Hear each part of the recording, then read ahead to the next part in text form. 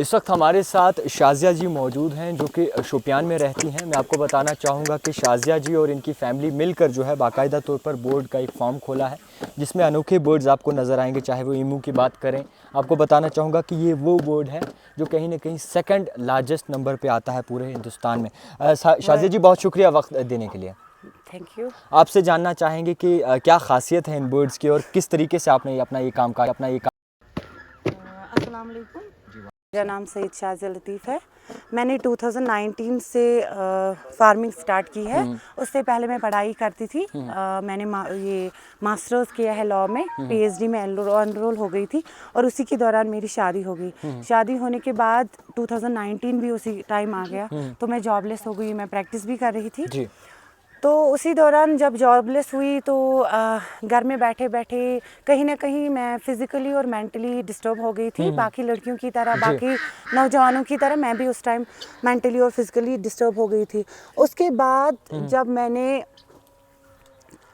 घर पे ऐसे ही बैठी थी तो मेरी जो फैमिली है, मेरी शादी एक फार्मिंग फैमिली में हुई। बेसिकली मैं फार्मिंग फैमिली में, मतलब जो मेरी पढ़ाई हुई है या मेरे घर वाले थे वो नॉन फार्मिंग फैमिली से थे। बिल्कुल। उसके बाद इन्होंने कहा कि अगर आप घर में बैठी हो, हमारे पास ज़मीनें हैं, आप मतलब जो मेरे फादर इन लॉ है वो भी फार्मर ही रह चुके हैं, बट वो ट्रेडिशनली वो फार्मिंग करते थे। तो उन्होंने कहा कि मतलब खानदानी हमारे पास ज़मीनें तो थी मगर उससे ज़्यादा प्रॉफिट हमें नहीं हो रहा था। तो मैंने नेट पे सर्च करके या डिपार्टमेंट के, मतलब जो हमारा एग्रीकल्चर डिपार्टमेंट है या एलाइड डिपार्टमेंट्स है, उनकी ट्रेनिंग्स में मैं गई। जो डिफरेंट उन्होंने जो सक्सेस स्टोरीज़ में गई, ट्रेनिंग प्रोग्राम्स डिफरेंट डिस्ट्रिक्ट्स में होते हैं, वहाँ पे मैंने पार्टिसिपेट किया। तो वहाँ पे मैंने देखा कि ये जो हमारा फार्मिंग सेक्टर है ये बहुत ही बड़ा सेक्टर है। अगर आप देखेंगे, जो हम कपड़े लगाते हैं, जो हम खाते हैं, या जो भी कोई जो बेसिक डेली नेसेसिटी हमारी जो होती है रोज़मर्रा की चीज़ों के लिए, वो सारा कुछ हमारे जो रूट्स है वो फार्मिंग में से ही मिलते हैं। बिल्कुल। तो फिर मैंने देख के, मतलब हम तब तक हमारे पास ट्रेडिशनल एप्पल था, तो हमारे पास ट्रेडिशनल जो हम सब्जियां, कन्वेंशनल सब्जियां जो हम उगाते थे उससे हमारा उतना फ़ायदा नहीं होता था। तो मैंने मतलब ट्रेनिंग्स लेके या बाकी चीज़ें, फिर मुझे डिपार्टमेंट ने गाइड किया कि अगर आप एग्जॉटिक वेजिटेबल्स का तब चर्चा में चल रहा था, ज़्यादा नहीं था चर्चा। उन्होंने कहा कि आप ये क्या बोलते हैं इसको, आप वेजिटेबल्स तो ग्रो करते हैं मगर उससे ज़्यादा आपको फ़ायदा नहीं, नुकसान ही होता था, लॉस ही होता था, फ़ायदा नहीं होता था। फिर उन्होंने कहा कि आप एग्जॉटिक वेजिटेबल्स कल्टीवेट कीजिए। और एग्जॉटिक वेजिटेबल्स कल्टीवेट करने के बाद तो जो हमारे सीड्स थे उस टाइम डिपार्टमेंट ने हमें सीड्स भी प्रोवाइड की। तो जो हमारी सब्ज़ी, जैसे हम जो हमारा फूल गोभी होता है या बाकी चीज़ें, 20 रुपए के भाव से वो बिकता था। कुछ नहीं करेंगे, 20 रुपए के मतलब बिकता था 1 किलो। तो हमने ब्रोकली बनाया, हमने चाइनीज़ कैबेज बनाया, हमने बाकी चीज़ें बनाई। तो उनका जो हमारे फार्म से ही जो रेट हमें मिली 80 to 120 में हमारा चाइनीज़ कैबेज हुआ। जो लाला रूस, उसको रेड रोज़ कहते हैं, या ब्रोकली तो आपको पता ही होगा। तो इससे हमें बहुत बेनिफिट हुआ। उसके साथ साथ ही हमने हाई डेंसिटी लगाया, जो आप देख रहे हो ये हाई डेंसिटी प्लांटेशन भी हमने इसकी स्कीम्स भी हमने हॉर्टिकल्चर डिपार्टमेंट से ली है। तो इसमें भी हमें उन्होंने बहुत गाइड किया। इससे हमारा दुगना प्रॉफिट हुआ क्योंकि हमने नीचे वेजिटेबल्स ग्रो किए, ऊपर हमने एप्पल्स लगाए। उसके साथ साथ मैंने फिश पॉन्ड्स भी लगाए, जिसमें मतलब फिश डिपार्टमेंट ने काफ़ी भरपूर साथ रहा उनका भी। उसके साथ साथ पोल्ट्री फार्म्स भी हमने लगाए। तो ये जो फार्मिंग हम करते थे, इस फार्मिंग को हमने इंटीग्रेटेड फार्मिंग का शक्ल हमने दी। इंटीग्रेटेड फार्मिंग का मतलब है कि हम जो, मतलब हमारे जो आसपास जो चीज़ें होती हैं फार्मिंग में, हम उनको इंटरकनेक्ट करते हैं एक दूसरे के साथ।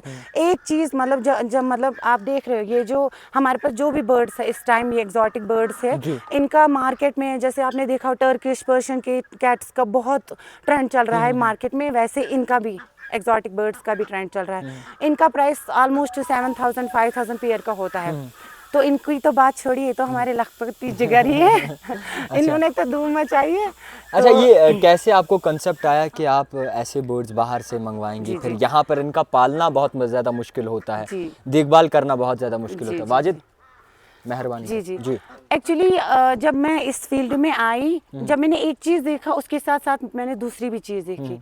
उसके साथ हमारे घर में मतलब एक गाय होती थी, 2 गायें होती थी, उससे हमारा मतलब नुकसान ही होता था। घर में हमें दूध तो मिलता था। हमने डेयरी फार्म बनाया। डेयरी फार्म में जो हमारा गोबर होता था हम उसको ऐसे ही बाग में रखते थे, उसका वेस्टेज ही ऑलमोस्ट होता था। उसको हमने क्या किया, वर्मी कंपोस्ट हमने बनाया उसका। हमारा पोल्ट्री फार्म था, पोल्ट्री फार्म और जो काऊ डंग और पोल्ट्री मैन्योर था उसका हमने कंपोस्ट बनाया, जी। जो बहुत ही मतलब बेनिफिट होता है हमारे प्लांट्स के लिए, हमारे वेजिटेबल्स के लिए। तो हमने हाँ ये भी हमें गाइड डिपार्टमेंट ने किया कि आप ये केमिकल को छोड़ के, केमिकल को जो हमारी केमिकल खादें होती हैं उनको छोड़ के आप ऑर्गेनिक पे टच कीजिए। मतलब ऑलमोस्ट जो हमारा वेजिटेबल जो हम कल्टिवेट करते हैं हमने मतलब कम ज़्यादा नहीं मैं बोलूँगी 60-70% जो हमारा है ऑर्गेनिक पे ही बनता है। अच्छा। हॉर्टिकल्चर को छोड़ के, क्योंकि हॉर्टिकल्चर में हम उतना अभी मतलब उतना पास हम नहीं हुए हैं, वहाँ तक टच हमने नहीं किया है। तो ये ईमू बोर्ड जो है कहीं ना कहीं इसके चर्चा इस वक्त बहुत ज़्यादा हो रहे हैं, बहुत इनके ज़्यादा। मुतालिक आप बताएं कुछ खास। एक्चुअली ईमू बर्ड का हमें मतलब मैंने इंटरनेट जैसे टर्की है, गिनी फाउल हमारे पास है, हमारे पास और भी बर्ड्स है जी हमारे पास। जी जी जी अच्छा चलो तो जी। हमारे पास और भी अंदर फैंसी बहुत सारे बर्ड्स है, आप देख के आप भी उनको भी दिखाएंगे हमें।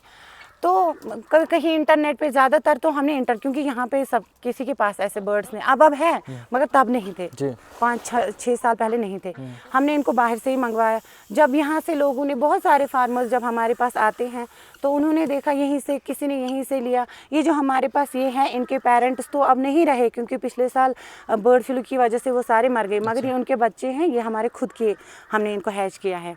अच्छा, आपसे ये भी जानेंगे, पीएचडी कर रही थी आप, हाँ। तो मजबूरी के कारण छोड़ना पड़ा, नहीं। तो इस पूरे दिल लगा इस पूरे माहौल में? पहले तो नहीं लगा, पहले तो मुझे बिल्कुल अच्छा नहीं लगता था क्योंकि मेरे ख्वाब कुछ और थे और मैं कहीं और पहुंची। शुक्र माशाल्लाह अभी तो मैं खुश हूँ, बट उस टाइम तो हुआ मुझे। और जब मैं पहले इस फील्ड में आई, जो मेरे कुछ कलीग्स थे मेरे साथ कोर्ट में प्रैक्टिस करते थे, तो मेरे हंसी मजाक में मेरा मजाक ही उड़ाते थे। बट जब मैं इसमें आई 2022 में मुझे गवर्नर अवार्ड मिला है इंटीग्रेटेड फार्मिंग में। अच्छा।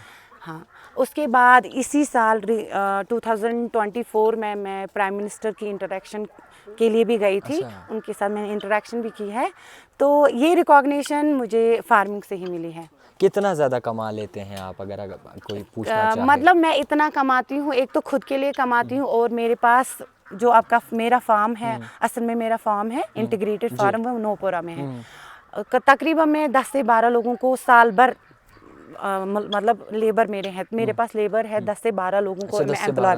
जी जी जी। अच्छा, तो शौहर वगैरह इसके बारे में क्या कुछ कहते हैं? शौहर मतलब जो भी रिसर्च होती है, जो भी कुछ मतलब इसके रिलेटेड होती है, वो देखते हैं कि क्या, मतलब मैं बोलती हूँ वो चीज़, जैसे हमने लाया, हमने जम्मू जो जू है, हम वहाँ पे गए थे ऐसे ही पिकनिक पे, तो मैंने वहाँ पे मेरी इन पे नज़र पड़ी, मैंने बोला नहीं जी ये लाना है। तो फिर खोज कर के इंटरनेट पे सर्च कर के हमें 2 मिले, मुश्किल से हमें ये 2 मिले।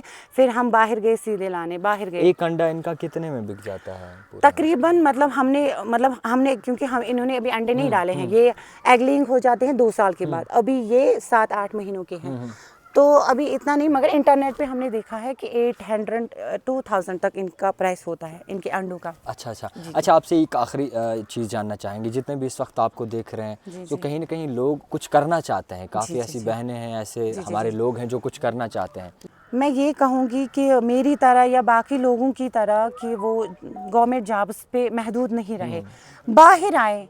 आपको जिस फील्ड में लग रहा है, इंटरेस्ट लग रहा है, जैसे फार्मिंग एक बहुत ही बड़ा सेक्टर है, इसमें आप अपने लिए नहीं बाकी दूसरों को भी कमाने का मौका दे सकते हो, आप दूसरे लोगों का कमाने का ज़रिया बन सकते हो। ये बहुत अच्छा फील्ड है, जो मेरे जैसे मतलब ये जो यूथ है आजकल की, खास तौर पे जो वुमेन है, मेन है, उनको चाहिए कि वो इस फील्ड में आए, इस फील्ड को रेवोल्यूशनाइज करें अपने आइडिया, जैसे हमारे आइडियाज़ मिल करके हमने ऐसा बनाया, तो वो अपने आइडियाज़ से ऐसा ही कुछ यूनिक करेंगे जैसे हमने किया। खैर, बहुत मुबारक बात हो आपको, और उम्मीद है कि आप आगे इसी तरीके से कामकाज करती रहें। मेरे ख्यालात बहुत बड़े हैं, अभी बहुत आगे जाना क्या है। सोचा है एंड पे, किस तरीके मैंने का बहुत सोचा कुछ है? सोचा कोई है। एक गोल बना होगा ना? हाँ, वो अभी तो नहीं कह सकती, मगर मैंने बहुत कुछ सोचा इसके लिए कि मुझे बहुत आगे जाना है इसमें। इसी में हाँ। और बहुत सारे लोगों को के लिए मुझे रोज़गार का बाइस बनना है, हाँ, ज़रिया बनना है। और सबसे बड़ी बात ये कि मतलब हम इस फील्ड में जो है किसी के डिपेंडेंट नहीं रहते। मतलब मुझे जब चाहिए मैं अपने फॉर्म पे जाती हूँ, 10 बजे, 6 बजे, 4 बजे, हमारे ऊपर कोई नहीं होता। मतलब हमें किसी ऑफिसर का मतलब डर नहीं रहता है। इसमें हम फ्री होके मतलब खुद के लिए कमा सकते हैं और दूसरों को भी कमाने का मौका दे सकते हैं। खैर बहुत शुक्रिया वक्त देने के लिए। तो मज़ीद आपको बताना चाहूँगा कि शोपियान में इस वक्त हम मौजूद थे। हमने शाज़िया जी से बात करने की कोशिश की, इनके ख़यालात जाने और ये भी पूछा कि आखिरकार किस तरीके से इन्होंने जो अपना ये सफ़र स्टार्ट किया। मज़ीद देखते रहिए द टाइपराइटर जावेद ख़ान के साथ। Thank you so much.